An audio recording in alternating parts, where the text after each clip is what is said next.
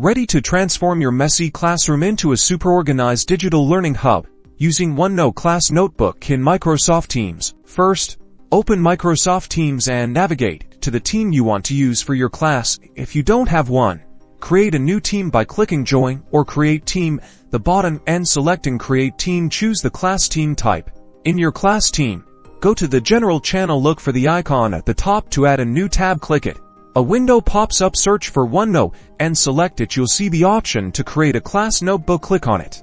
Teams will automatically start setting up your class notebook. You'll see a description of the three main sections: the collaboration space for group work, the content library for read-only resources, and student notebooks for individual assignments. Click Next. Now, customize the sections you want in each student's notebook. Suggested sections are pre-populated, but you can add, remove, or rename them to fit your subject. Click Create. When you're happy with your selections, Teams will create your class notebook, and a OneNote tab will appear in your team. Click on the OneNote tab to access the notebook. You'll see a welcome page.